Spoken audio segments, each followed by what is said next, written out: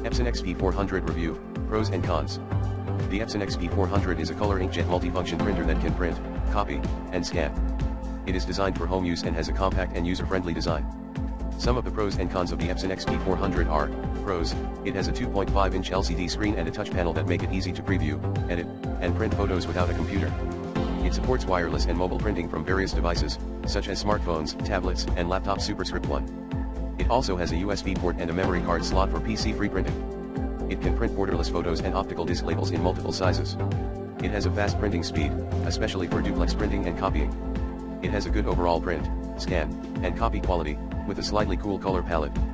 Cons, it has high running costs, as the ink cartridges are expensive and have a low yield. It has a low paper capacity, as the rear input feed can only hold 100 sheets of paper.